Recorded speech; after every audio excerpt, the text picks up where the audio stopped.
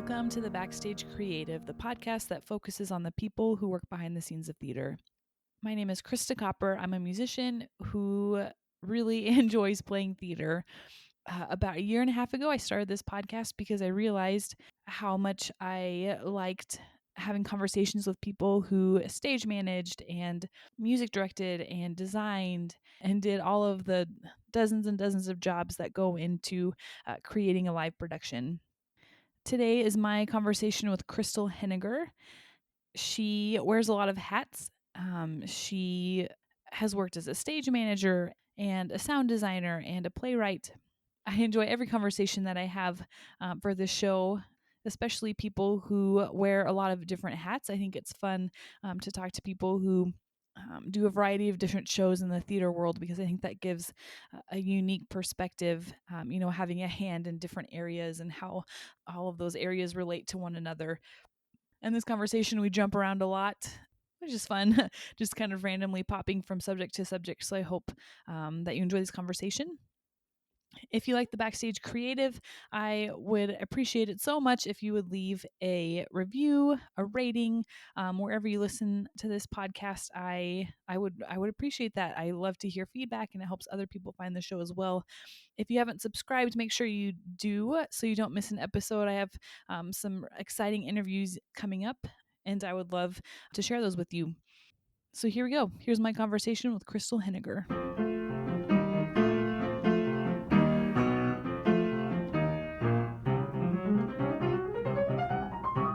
Awesome. So let's start with your background, where you grew up, and how you got to where you are today.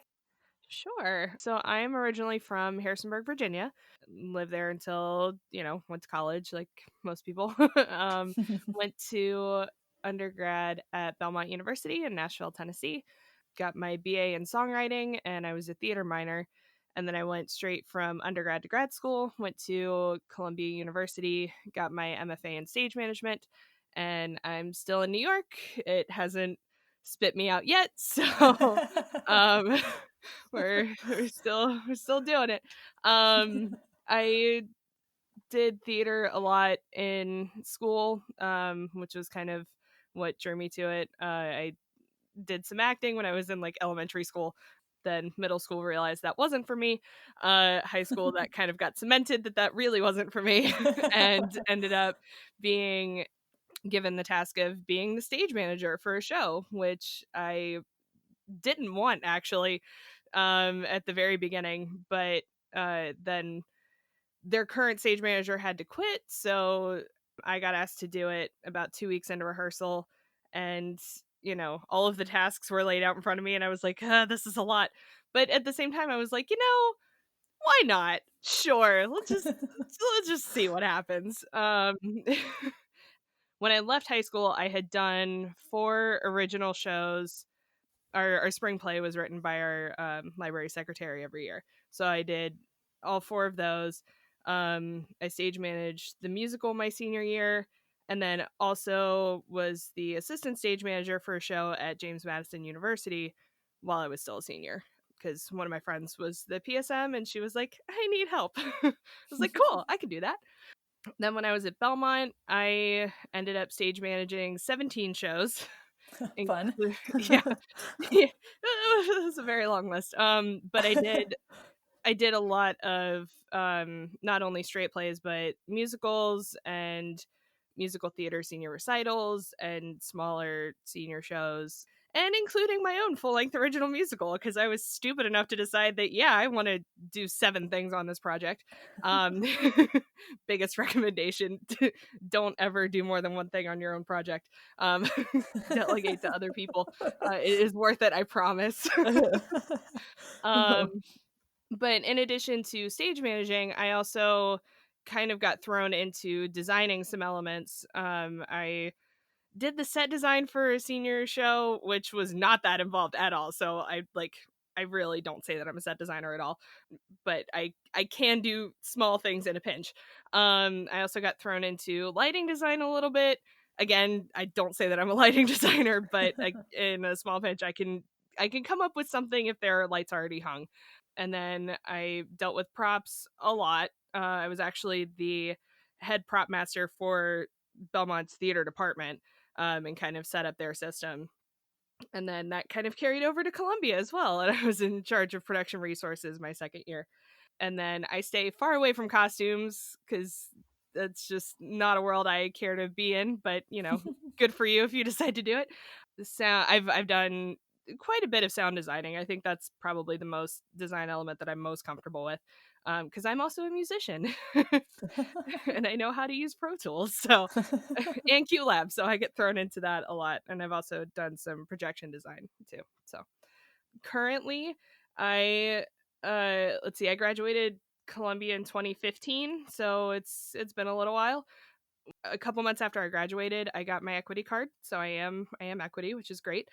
I've done a lot of off Broadway shows and off Broadway shows and showcases and the shows that pay you absolutely nothing. Done plenty of those, and I'm kind of over it.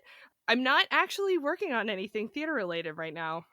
I've transitioned more into getting a full-time job because freelancing was kind of eating away at my soul. So I was like, I'm gonna just step Mhm. back for this for a little while. And I fully intend on getting back into the theater world at some point. My like ultimate dream goal is to be a production stage manager on Broadway, and I fully intend to achieve that someday. It's just not right this second. Mhm.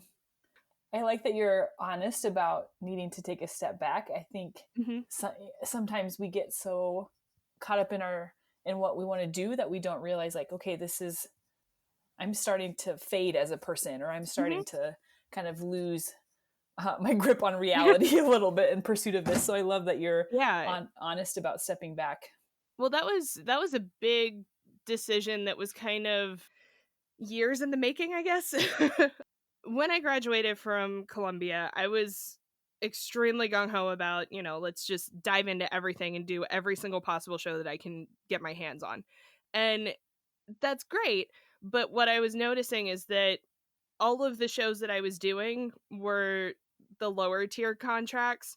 And I started getting into a wave of I'm doing all of these shows and they all feel the same. Like they Hmm. all have the same problems that are coming with them. I'm not really learning anything, and I'm not stretching myself beyond what I know I can do. Towards the end of 2015, I did a contract show and that ended in December. And then I was kind of like, I have no idea what's going to happen with my life. Let's just apply for all of the jobs. And I ended up I ended up going on tour with a dance competition. I ended up being on tour for 3 years. Granted, it's only, 6 to 7 months of the year, but I still did it for 3 years. And I actually still work with the company just from an at home perspective now. So I found myself in kind of a trap of every year I would do the dance competition, and then for 3 months after that I would do what I call free for all freelancing. And then from October to December I would work at Santaland at Macy's as a manager. So I did that cycle for 3 years, and it was just kind of like, the freelancing part actually worked out really well in my favor. I always had shows to do, but it was also like I was still working on the lower contract shows. I still wasn't really being pushed to what I knew I could do. And then 2017 kind of my personal life kind of blew up in about three different ways over the span of the year, and it really made me look at things and go, the touring thing is great, but I was exhausted. It's like I just, it was good for what it was, but I was ready to, not be on the road all the time. The freelancing was just so stressful because it was like I was living paycheck to paycheck, and it was just like Hmm. I don't know if I have rent in the next 2 months, and I got to figure Hmm. this out. Luckily, I did have a couple backup jobs, and I actually still work them sometimes. I work at Juilliard as an overhire stage manager and front of house staff, and then I also work at Brookfield Place as a PA. So like I had those jobs that when they have events, sure, I can work all the events that I don't have anything to do. If I have the day off from all my other stuff, I can do those events, Mhm. but it wasn't enough to be my main source of income. So I was just like, okay, I'm gonna start looking for full-time jobs. And it it took me 6 months, 7 months to actually get one. So that transition was not easy, because I started applying for full-time jobs in January, and I got hired at my current job mid-July.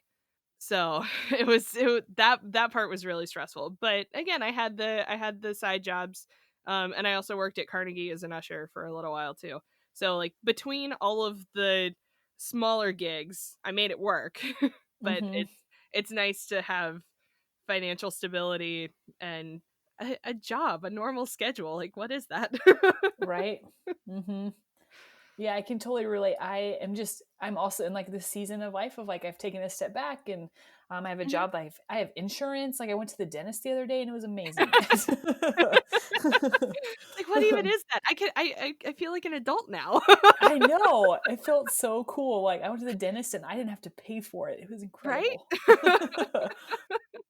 There's things that you can learn, during these seasons of stepping back and like Right.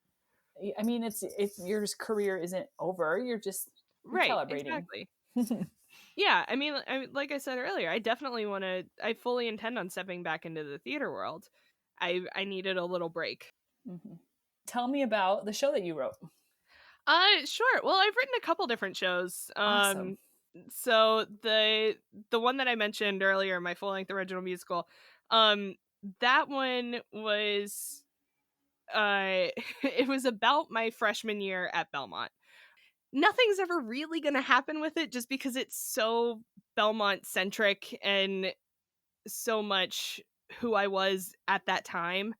And I've gone back and looked at it and thought, well, maybe I can rewrite it, because there are definitely a lot of good moments in it, and there's one monologue in particular that I'm like, ugh, I need to use that in something else.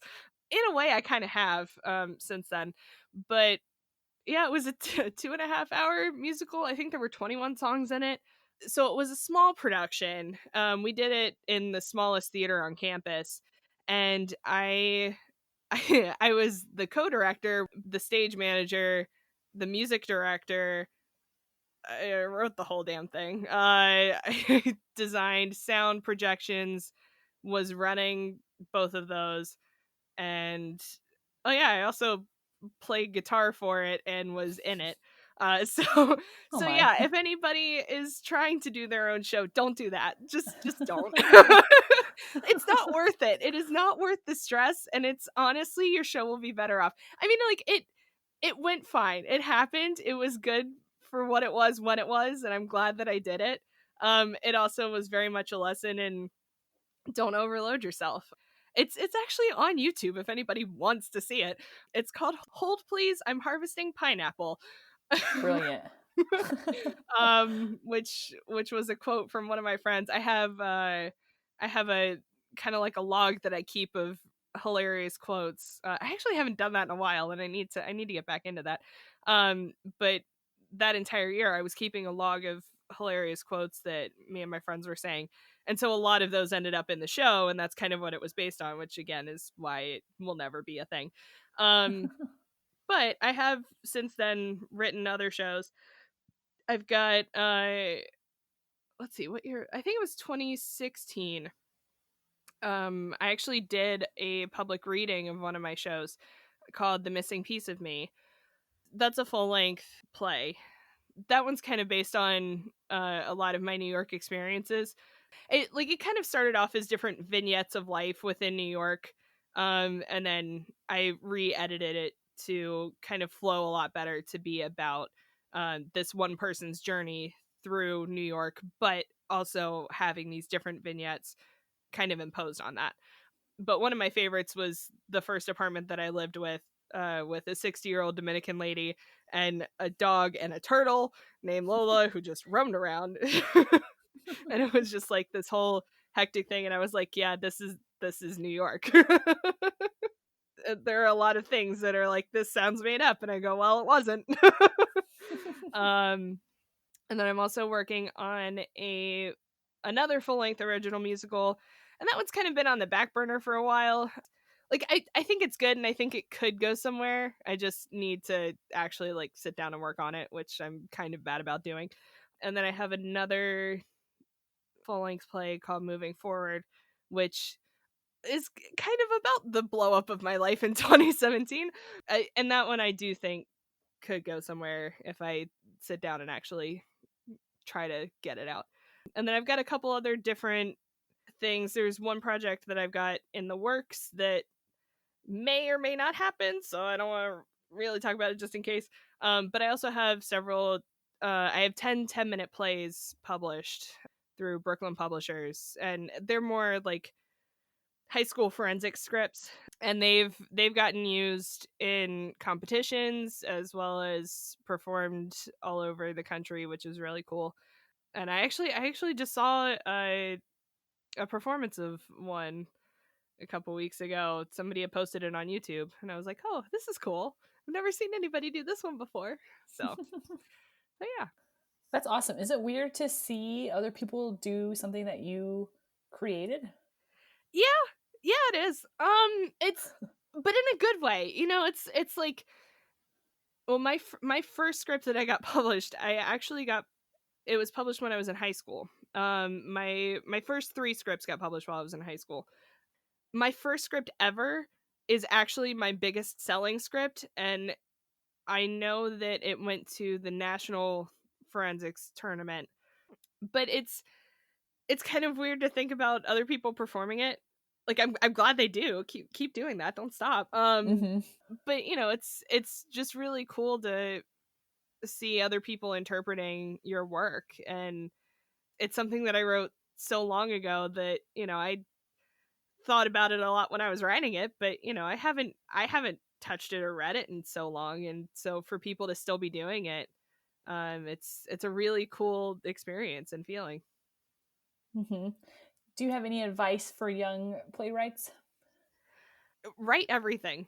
Like, even if you think it sucks, just write it anyway. When I write, like writing well, depending on what it is. I typically, when I'm songwriting, I write out in a journal versus on the computer, but it's not as easy to write, a novel or something or a full play in a journal. So even if I think that it's not going to work, or even if it's just something that I'm like, this idea is okay, but it's not the greatest, just write it down anyway, because you can always go back and change it. It's amazing how many times I've written something that I've been like, this is absolutely going to suck. But then that becomes kind of the sounding board for an idea that does work. Or, you write that thing and then later on, you go, oh, well, what if this did this instead of that? And you thought about it because of an idea that sucked. So just Mm-hmm. go for it, and don't be afraid of it. Yeah, I think sometimes it's so tempting to wait until something like an idea or whatever is fully formed before we Hmm.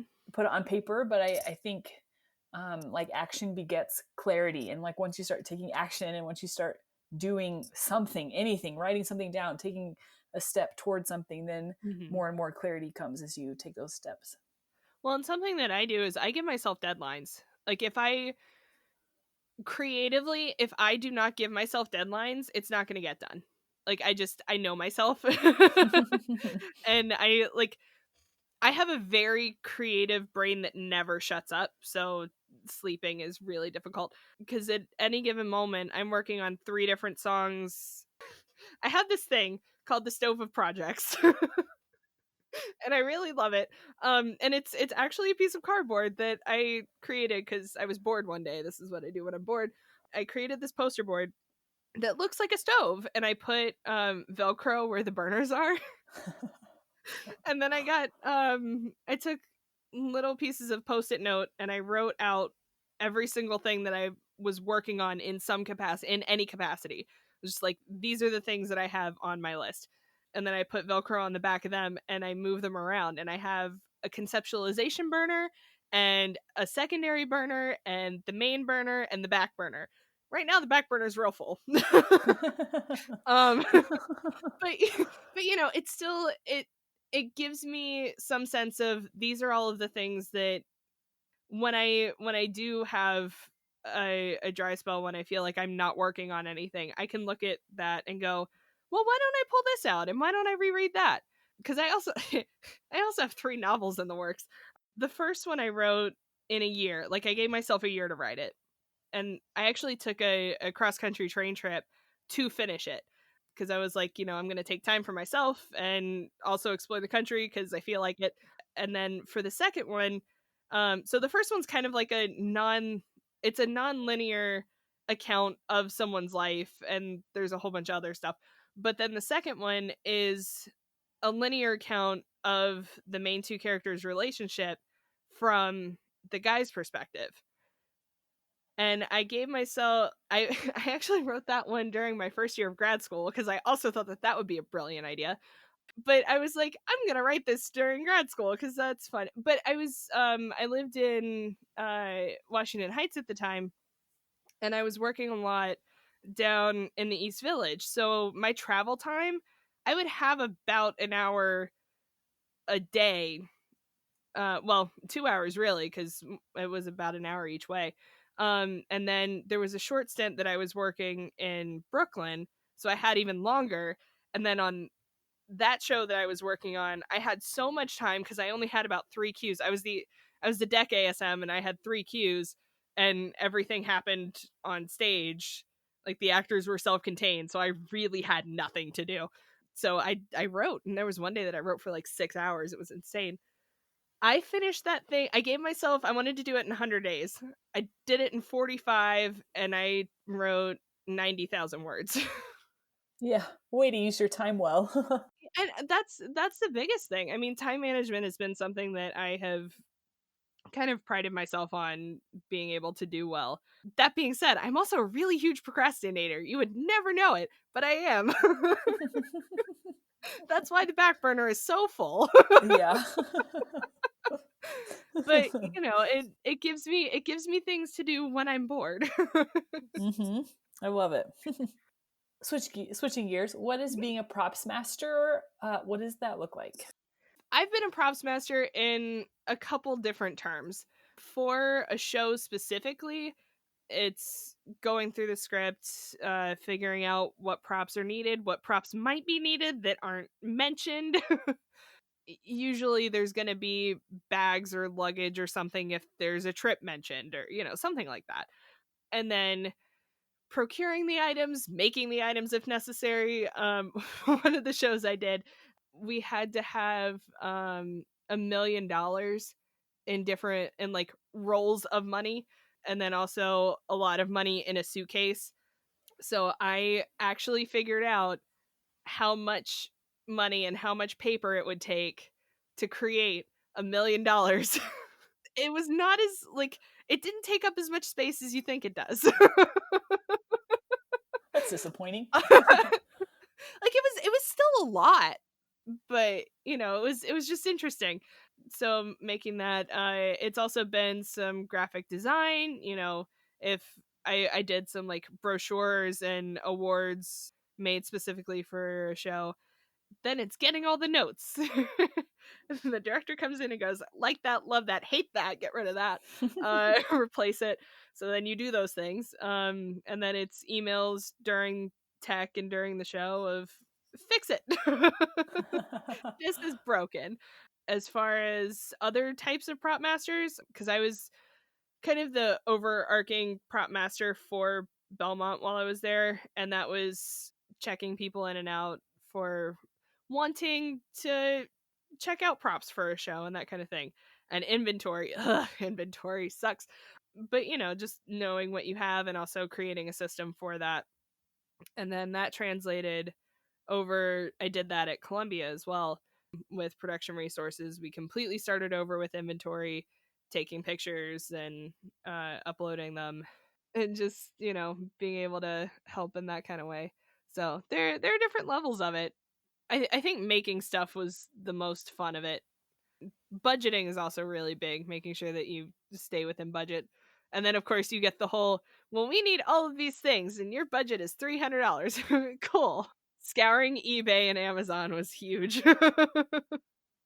So are you working with like designers to choose which props? Or are you kind of on your own and then you get to tech and you're like, oh, okay, I need this suitcase is more appropriate, or how does that? Are you working with the design team deciding on like which props? It depends on the show and the other designers, because some I have worked with absolutely want to say in what happened, because like particularly with bedding or bags that are going to go with costumes and that kind of thing, they will absolutely want an opinion, because it's going to look it's going to affect more than just one particular moment of a show. But then some of the smaller things, it's nobody cares. Except the director. The director will always have an opinion on everything. Uh-huh. But I mean, that's their job too, so Yeah. Let's talk about sound designing. sure. What are your resources that you use to design sound for a show? It all depends on the needs of the show. I've done some shows that have more like mechanical sounds, like phone ringing and doorbells and that kind of stuff. And for that, well, now I have a bank of sound effects that I use because I've collected them from other shows. And also, as a stage manager who knows how to use QLab, I tend to save things from other shows as well, so that when I do have to design sound for a show and they go, "We need a doorbell," I go, "Great, I have 3 of them." What do you already in my back pocket. I tend to scour the internet for that kind of stuff. And then also in Pro Tools and on I've got an electric piano as well. Both of those have different banks that also have effects. So sometimes I've created them myself from what I have. I've also done some composition specifically for shows. There was one show that I took Beethoven's Fifth Symphony, second and third movement, and like I took some of the themes from it, and we had one scene that was they wanted more of like an underlying jazz feel to it. I don't particularly write jazz, but I was like, sure, why not? I can make this work. And then also there was a kind of like a rave scene where they were going to do a choreographed dance. So I worked with the choreographer to create that piece, still with the same themes that the jazz piece had. So it kind of like it still had a lot of the same feel to it throughout the show. And I actually wasn't the sound designer on that show. I was just the composer. But um but I have created sound effects for other shows as well, and some music pieces for them. What do you like the best about sound design? Probably just that it it pushes me in ways that I don't typically think about. As a musician, I do also record all of my own stuff. So like I get to be creative in that way a lot of times, but with sound design, I actually really like creating the tracks and figuring out what we could add to enhance the scene. And also there's also an art of knowing when you don't need things, because there have been times in shows where somebody is like, "We really want a sound effect here," and I'm like, "Do you though?"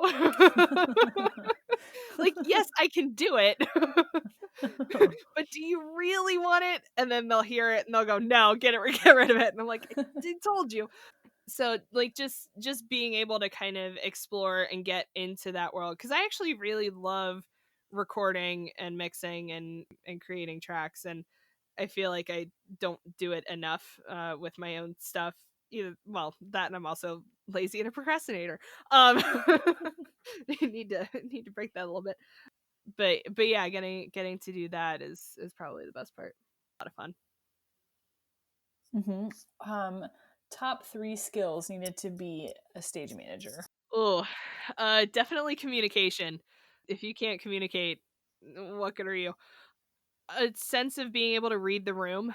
That's also really important, particularly because you're dealing with a lot of egos. hmm And then also, there's so many other things, but I would say at least something that I try to I try to keep is a sense of calmness, even when or calmness slash level headedness, I guess, because there's the show can be a dumpster fire. And I have worked on many a dumpster fire. But if you have the ability to stay calm and work through the problems and get people on your side, I've actually found that I can tame a lot of dumpster fires by just having a sense of calmness and taking a deep breath and not freaking out about everything, because it's not going to help anybody else out, and it's just going to make everybody else go, ah, what are we Yeah. Yeah, energy is so contagious. doing? It really is.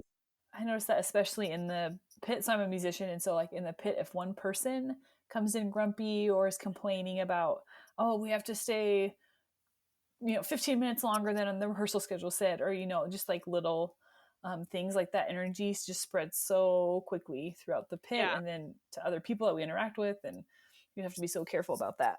yeah, absolutely.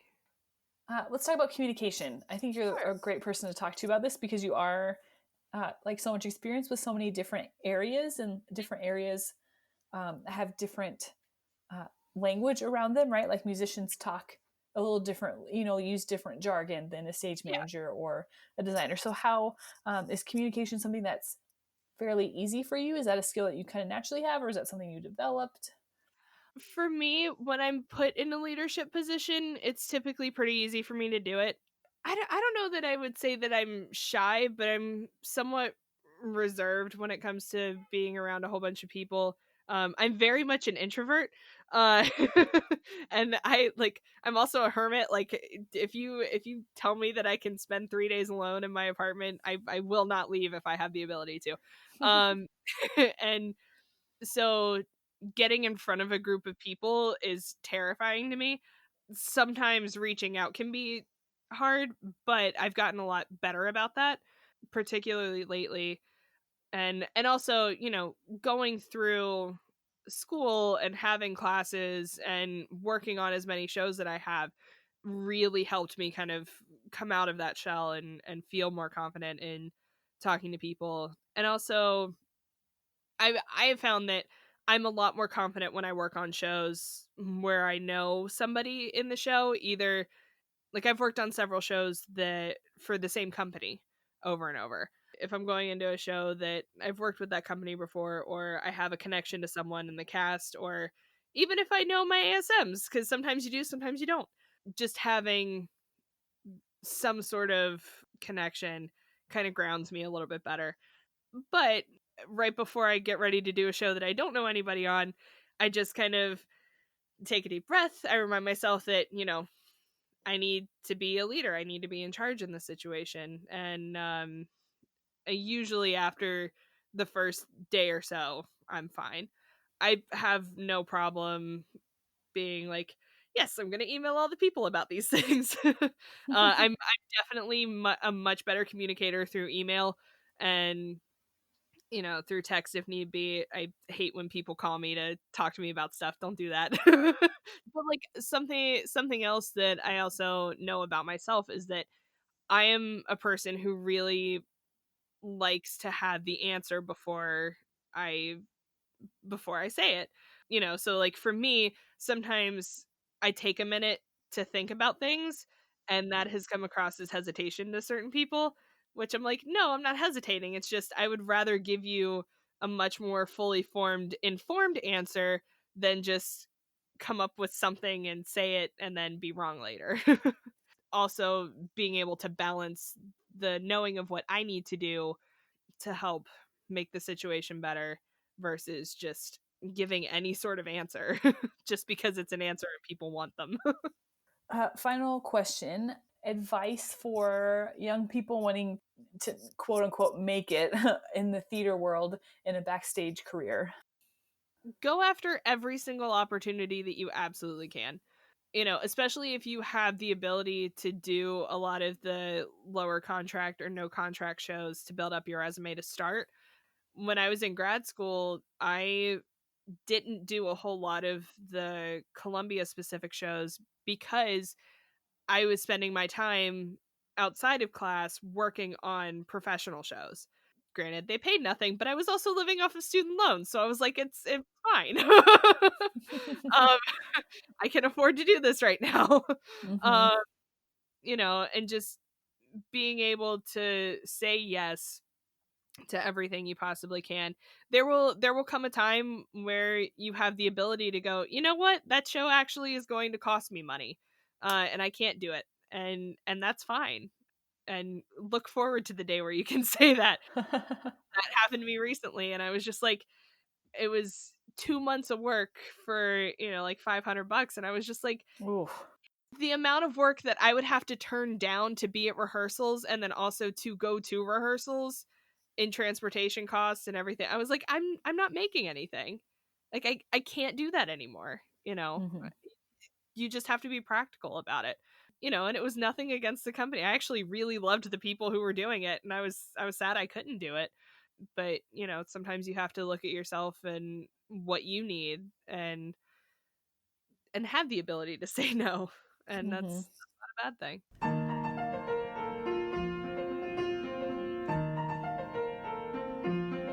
The music for the backstage creative was improvised and performed by Ian Leroy, and the logo was designed by Zach Rimbold.